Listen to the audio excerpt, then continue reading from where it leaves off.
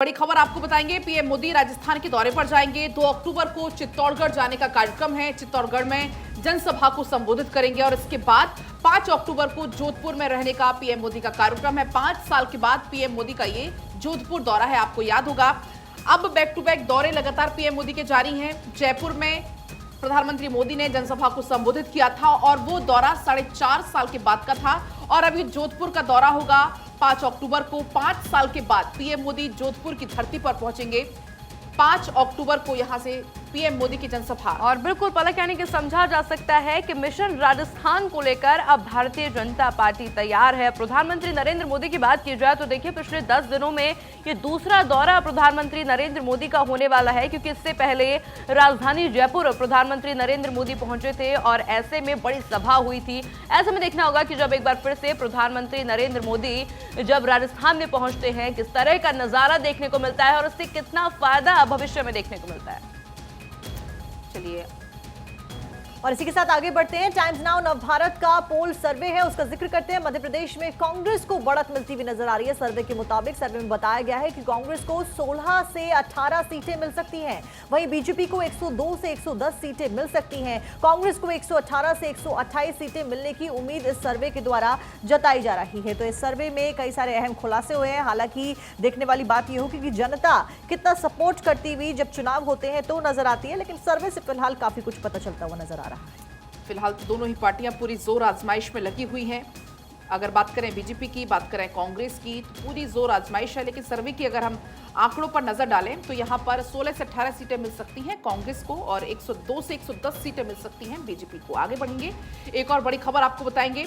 WTF की global gender gap report सामने आई है। महिला आरक्षण बिल बना है कानून। राष्ट्रपति ने कानून को मंजूरी दी है। 20 और 21 सितंबर को संसद से पास हुआ था बिल, आपको याद होगा।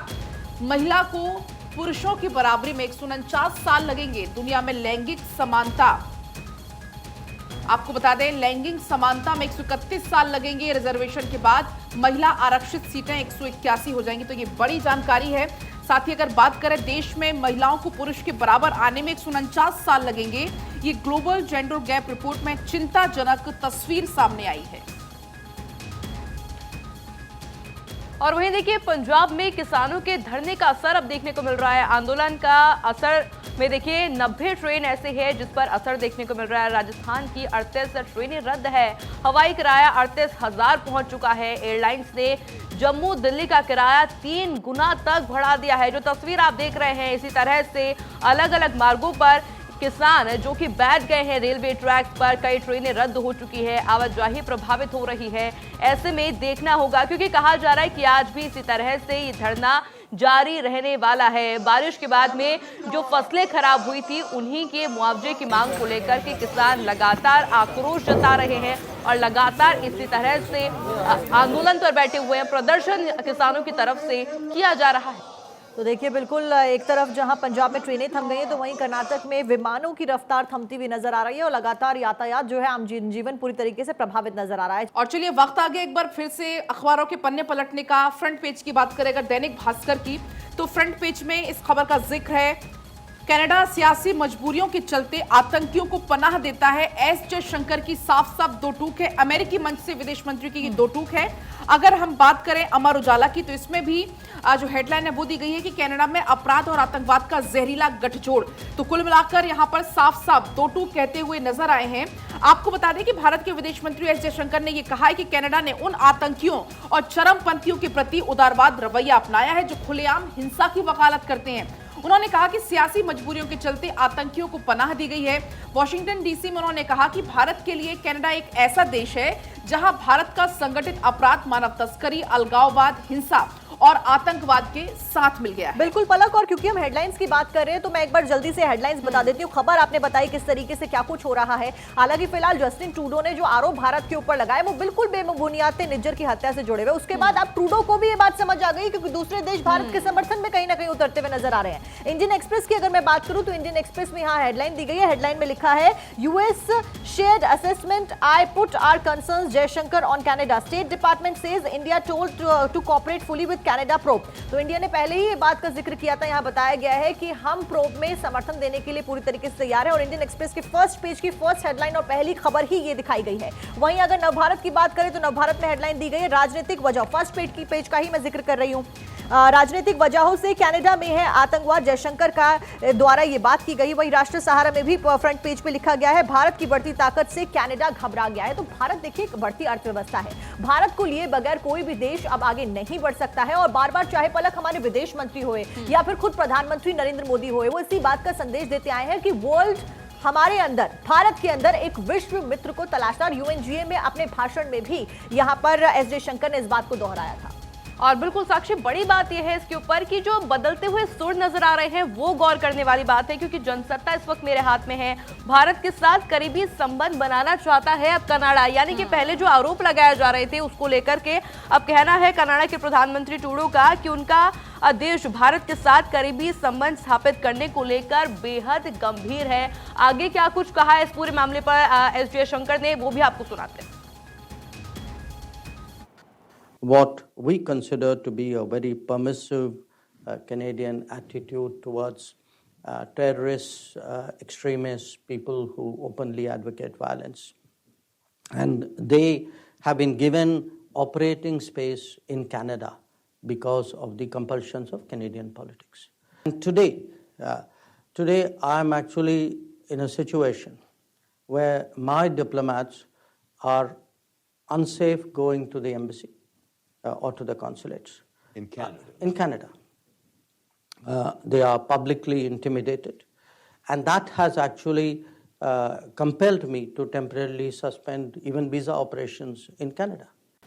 तो देखिए विदेश मंत्री एस जयशंकर को आप सुन रहे थे किस तरीके से वो क्या कुछ कहते हुए नजर आए। उस बीच में ट्रूडो को अब देर सवेर ही सही लेकिन ये समझ आ गया है कि भारत को लिए बगैर आगे नहीं चला जा सकता। भारत से बेहतर रिश्ते चाहता है अब कनाडा, क्योंकि ट्रूडो ने हाल ही में ये बयान दिया और कहा कि दुनिया में आपको बता दें कि बहुत महत्वपूर्ण भूमिका भारत की है और महत्व बड़ा है। कनाडा के पीएम है जस्टिन ट्रूडो और भारत के प्रति उनके सुर अब पूरे तौर पर बदलते हुए नजर आ रहे हैं। भारत से मजबूत संबंध बनाने के लिए प्रतिबद्ध है ट्रूडो। और इस बीच में यहाँ पर, क्योंकि मैं इंडियन एक्सप्रेस की फर्स्ट हेडलाइन का जिक्र कर रही थी, पहली हेडलाइन तो मैंने आपको बताई किस तरीके से यूएस असेसमेंट को लेकर यहां पर लिखा गया था। वहीं यहां नीचे हेडलाइन दी गई है Trudeau nonsense very serious about building closer ties with India, कि किस तरीके से इंडिया के साथ क्लोजर टाइज बनाना बेहद महत्वपूर्ण है, ये ट्रूडो के द्वारा कहा गया। क्या कुछ कहा एक बार आप भी सुनिए।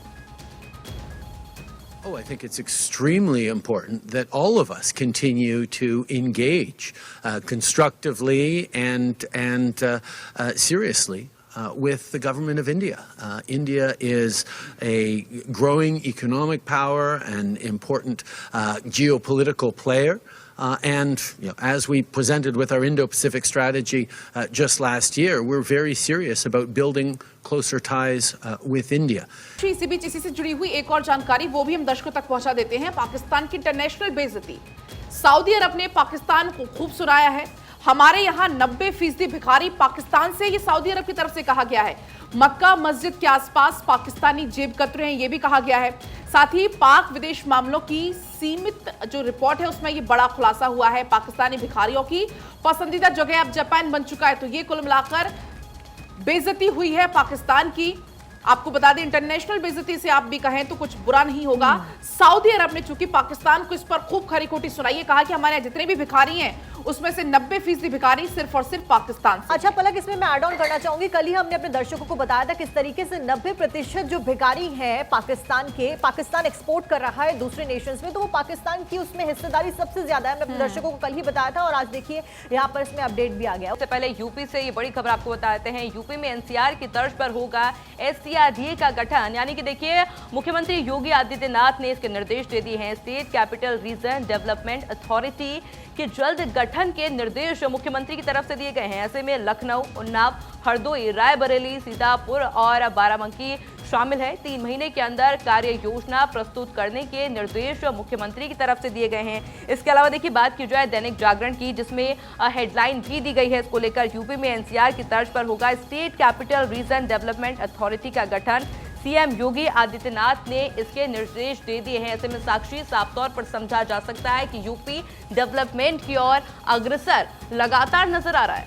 बिल्कुल आयुषी, और देखिए उत्तर प्रदेश में योगी आदित्यनाथ सरकार लगातार काम कर रही है। लॉ एंड ऑर्डर को बेहतर करना हुआ या फिर उत्तर प्रदेश का सौंदर्यकरण करना हुआ, हमने देखा है कि लगातार किस तरीके से प्रयास किए जा रहे हैं और प्रयास सफल भी हो रहे हैं। और चलिए इसी के साथ आगे बढ़ते हैं, अगली खबर आपको बताते हैं। लंदन दौरे से सीएम धामी लौट चुके हैं। 4 दिवसीय लंदन दौरे से सीएम धामी लौट चुके हैं और इस बीच में हमने आपको कल ही बताया था इसी बुलेटिन के जरिए किस तरीके से जो इंटरनेशनल इन्वेस्टर्स थे उनके साथ में उन्होंने मुलाकात करी थी। 250 से ज्यादा इंटरनेशनल इन्वेस्टर्स के साथ में मुलाकात की और प्रेस कॉन्फ्रेंस के बाद आपको बता दें 12,000 करोड़ के निवेश की सफलता यहां पर मिली है। तो भारत के लिए बेहद महत्वपूर्ण खबर हो जाती है किस तरीके से सीएम धामी का दौरा रहा लंदन में और उसके बाद अब वो दौड़े हैं तो हजारों की इन्वेस्टमेंट लेके आए हैं। उत्तराखंड को बम्पर निवेश पलक मिलता हुआ नजर आ रहा है।